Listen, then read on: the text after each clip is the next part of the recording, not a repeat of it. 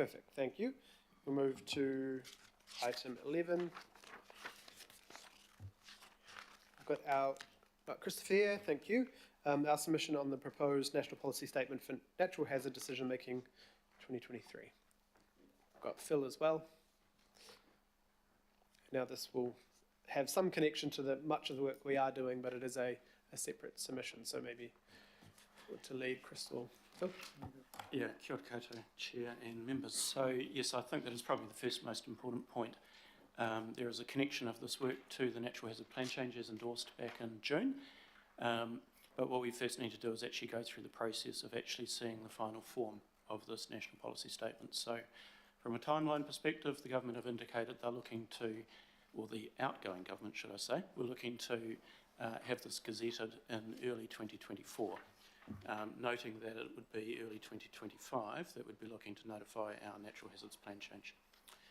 So just as a little bit of background to this one, the Insurance Council back in 2014 suggested to the government that they needed to create national direction to manage natural hazards. The Randerson Review into the reforms of the resource management system suggested likewise. And so officials within Ministry for the Environment were in progress of preparing what they were referring to as comprehensive national direction on natural hazards. Cabinet stepped in following the weather events from earlier this year and asked officials to look at fast-tracking work within that work program. So what's now happened is that this work has been split into two, and we're now looking at the first national policy statement with respect to natural hazards. So this one relates to natural hazard decision making, and I would stress this is a subset and a forerunner of what they're suggesting will be comprehensive national direction on natural hazards in, quote, 1 to 2 years' time. So to my left, Chris Turbot, Senior Planner within Plans and Places, has cast across our CCOs and other council departments for feedback from officers about this proposed NPS, and I think within paragraph 14 of the agenda item we've got a list of bullet points of some of the issues that we see with it for where we seek improvement. There's too much else to say.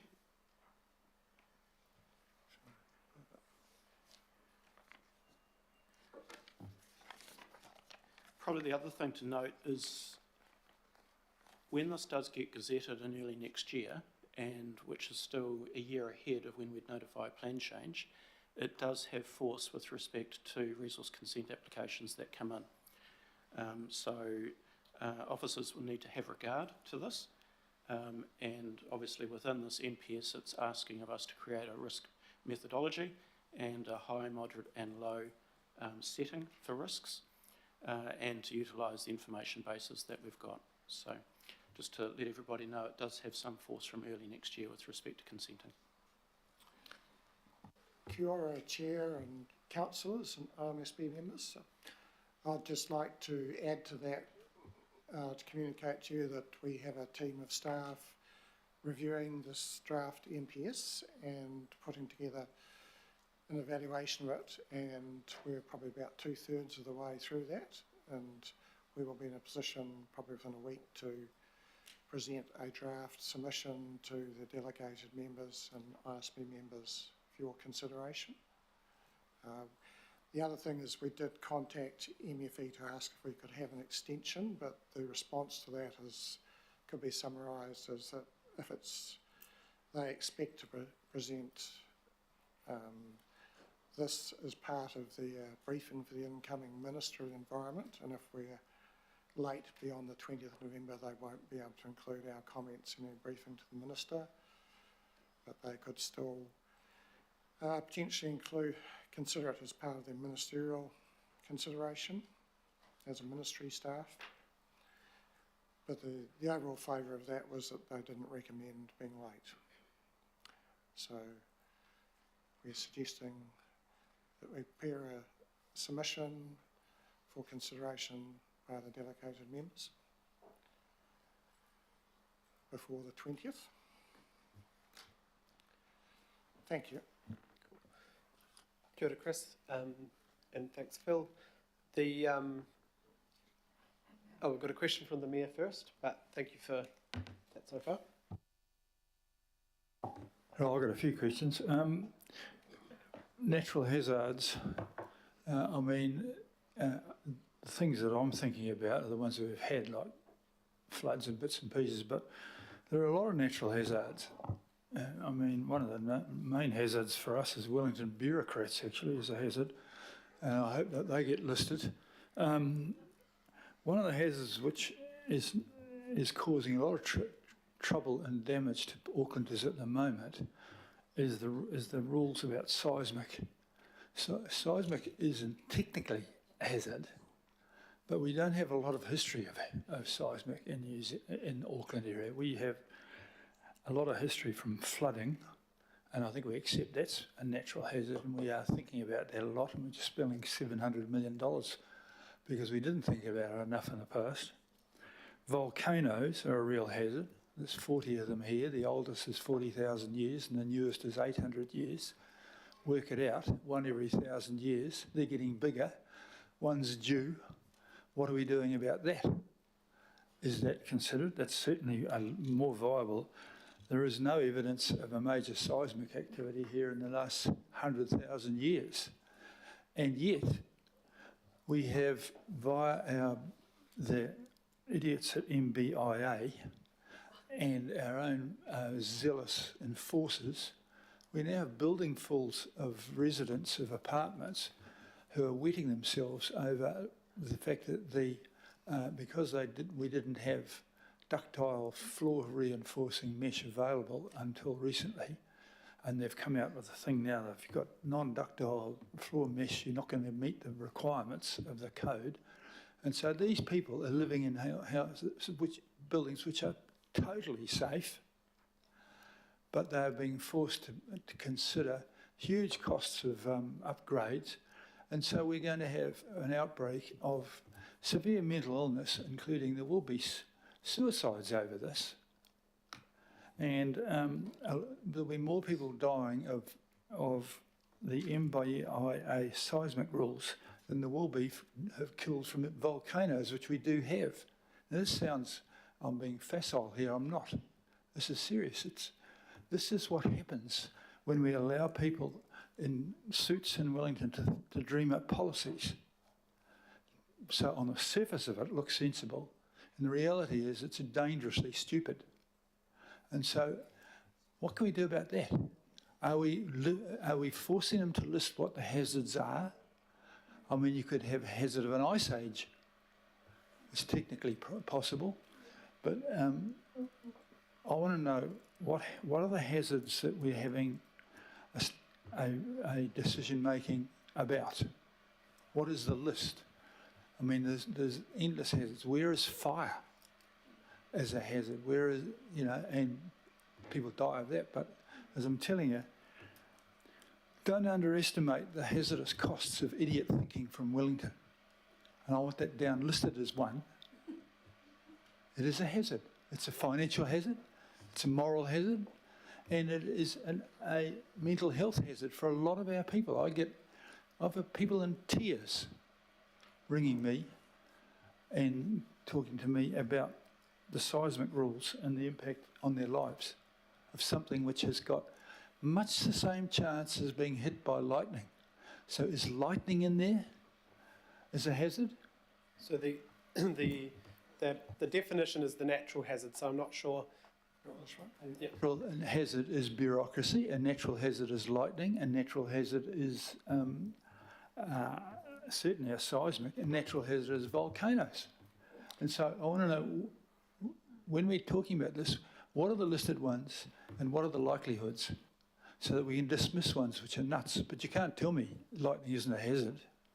If you're an American golfer, it seems as though occasionally you get those, which is probably why they believe in God, I suppose. So the MPS, as it's proposed, addresses every natural hazard you can think of. One of the questions they've asked is whether it should do that or whether it should be more selective. And so there is an opportunity through a submission process to address some of those issues you raised, because you're right, we do have a huge range of natural hazards in Auckland. It does include volcanoes and earthquakes. Currently, those two are not regulated by our Auckland unitary plan, but we might have to think about that if this NPS is not refined further. It's one of the issues with it, I think, is that it's pretty much a one policy fits all approach. So I think in making a submission, we need to think a bit more about whether that's appropriate. Seismic is listed under the Building Act. Yeah. They get you from left and from behind when you're not looking, mate. So, I want to see in this submission a list of what hazards and which ones are worth considering, and whether they are covered somewhere else, and whether it's rational. And so I'm particularly concerned about the impact that the seismic rules are having on a lot of our residents, so that they're not in danger from an earthquake, but they're in severe danger from earthquake rules. Yeah, but I might just, through the chair, talk to the issue of seismic strengthening and the dates associated with those and the process which is used for that, because that is one of those issues where there is a regulatory regime in place, and it is through other legislation outside of the RMA, and the RMA only anticipates getting into the territory of the Building Act with respect to surface water flooding beyond the site. So with things such as that program of seismic strengthening under the building code, those things remain, and they are outside of what we would be able to actually address through the unitary plan. We are able to raise during our submission that it is a known risk, and it is not administered through natural hazard decision making. It's being administered through madness from the MBIA. Yeah, and I'm going on about this, mate, because it is a big thing. Yeah, and we'll take that on board, because it's a really good point that simply by something being a natural hazard doesn't then mean that under this NPS and through the unitary plan it must therefore be managed. That there are often much better mechanisms to be able to achieve the outcomes of reducing risk. Okay, well, I think I'd just want to have something in there, because it is causing damage to our people, and it's the actual rule that's causing it, and bears no relationship to reality. And I've been a structural engineer for a long time, and I've been through several regimes of rules about seismic, and every one of them has turned out to be wrong. Just when they have a set of rules which force you to do a whole lot of things to a building, another earthquake comes along and destroys those new ideas. And we're forcing people to spend money that they don't have on things which won't happen. That is a risk. Sorry to dominate that, your Chairman, but it's the only appropriate forum I've got to raise this. No, I agree. I think there is part of the, as far as I can understand what you're saying, Mia, I think we can add part of the submission around a further look at the building code around restriction on things like earthquakes. It won't necessarily affect our hazard plan change management, because okay.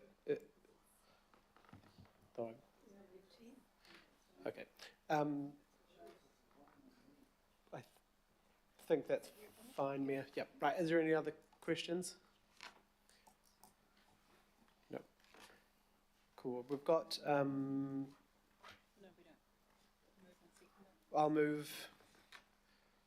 Councillor Foley will second. Thank you very much. We'll ensure that we circulate the submission in time, and I'll discuss with the Mayor as well.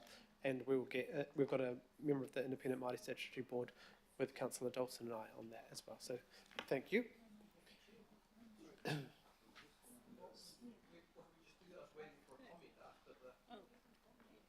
Oh, sorry, Councillor. A submission will be made, and then we have just, well, once we vote, delegate the final sign-off between myself, Councillor Dalton, and Independent Māori Statutory Board, because the timing doesn't fit with another meeting to approve. But we will circulate for... You do... no one did, but I will stop the vote and let you have a comment. Yes.